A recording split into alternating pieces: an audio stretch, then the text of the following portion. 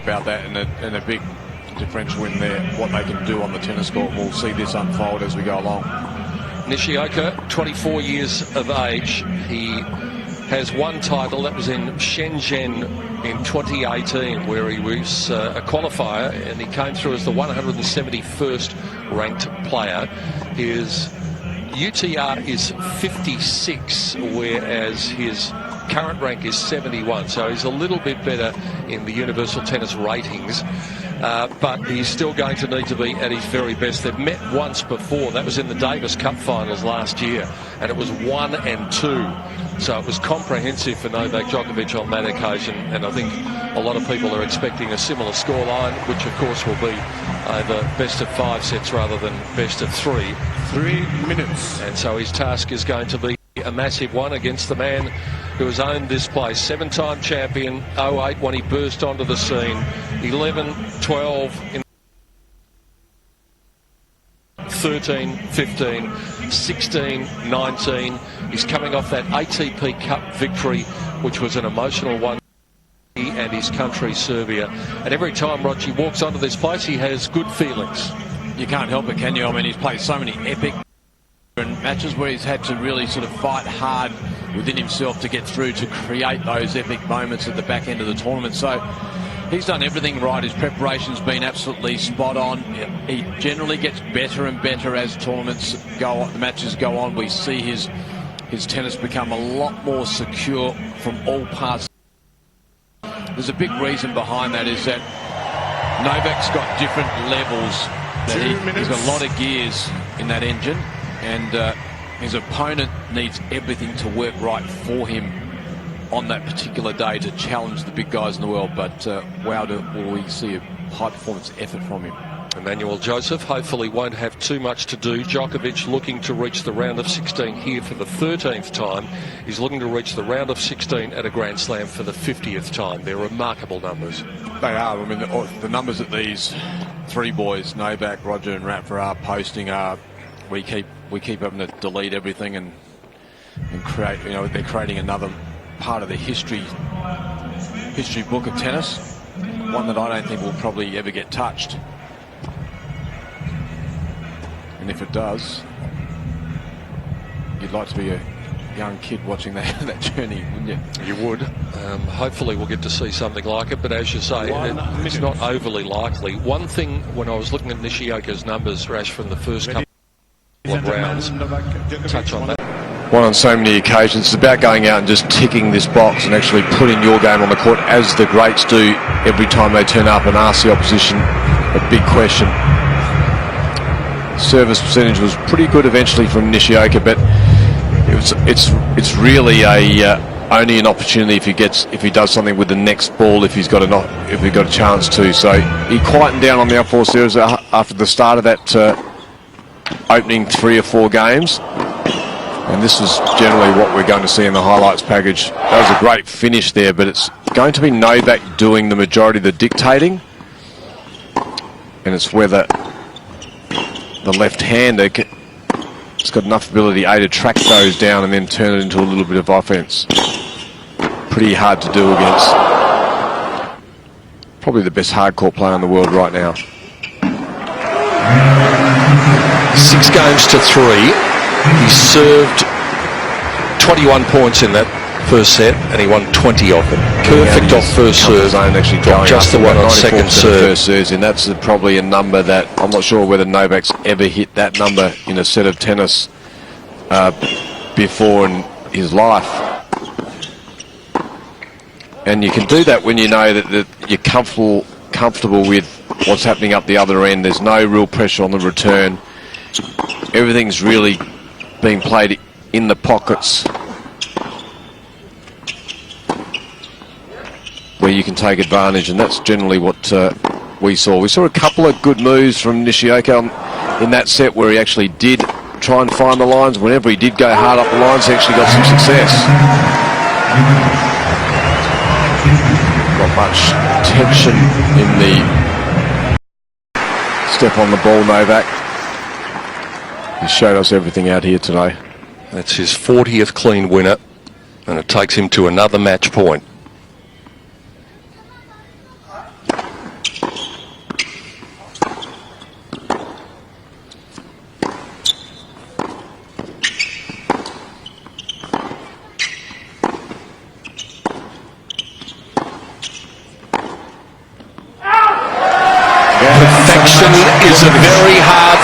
to achieve in sport, but what we've seen today might be as close as you could possibly come. That was phenomenal. Yoshihito Nishioka just with no answer. Novak Djokovic, a tiny little mini wobble at the end, but before that, pretty much as well as he could do. That was superb. That's the perfect preparation. 3 steps down, 4 more to come. The quality goes up from here, but boy, is he in good touch. Yeah, he's definitely in good touch, and that was, when you play for an hour and 25 minutes, you've had it all played under your umbrella, so there wasn't that physical hard exertion that he's had to put on his body and his strain, so that was about as good a good round of applause. Nishioka, he'll hit the practice courts now, they'll take him out for a couple of hours of drilling. But there was nothing on his body nothing about that match that would have actually done any damage to his body going into a 4th round and the 2nd week of a major, and that's the most important part. He's got a full tank ready to attack for his 8th championship. And Nishioka's look as he was walking back towards the locker room was looking around to see if someone got the number of the truck that just hit him. That was stunning. Let's hear how he rates it now. Here's Novak chatting with Jim Courier. So Novak, boy, that was an impressive performance, especially on your serve. You know you only lost 1 point on your serve in the first 2 sets. Have you ever done that before at this level? I'm not so sure. If it happened, it didn't happen too many times. Definitely one of the best serving matches I've had lately, and inspired by my coach Goran, who came in today. I thought of him. He certainly made a living with his serve. You've had so many weapons, but in your last press conference, you actually talked about openly that's something that you worked on in this offseason, that you guys are trying to get more value out of your first serve. How do you do that? How do you make your serve better than it already is? Well, you just hit more aces, I guess. Easier said than done, obviously. There are obviously a lot of technical details that you can talk about, but sometimes less is more. We try to focus on kind of focal things, few simple kind of indicators, and it's all about the rhythm, it's all about balance, really trying to find where is that contact point for the serve and for the strokes from back of the court. So far has been working really well for me. Yeah, it's got to be nice to have someone like Goran on your side, someone you looked up to when you were younger, I believe, and one of the game's great servers, no doubt, in his time. What is he bringing to your team? Because he's one of my favorites from our time, just an awesome, awesome person. What's it like having him around you and Marion and your entire team? Lots of fun, lots of joking around. We speak the same language, so we've known each other for a very long time. He was definitely one of my childhood idols.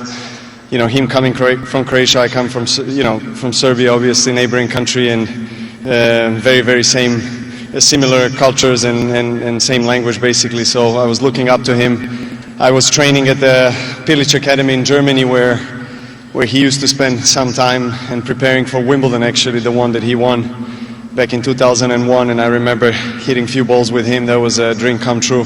To have him in my box now is really, really wonderful, and he brings a lot of good energy to the team, a lot of insight. He's been around as a coach as well in the last 6-7 years, so he's got a great observation, and I'm very grateful to have him. Well, it's nice to see Goran here. I think he's playing in the Legends too, isn't he? Going to play, or is he just here for coaching? Is he going to play in the Legends tournament here? He is. Yes. Are you going to coach him? We are going to do the reverse roles, exactly. So that's what we're going to talk about actually. Right now, when I go to the locker room, I got to prepare him. He needs to work on his serve.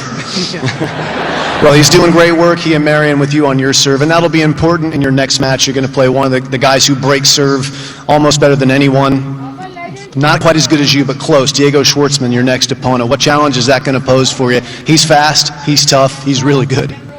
Absolutely. You said it all. I mean, he's one of the quickest players on the tour.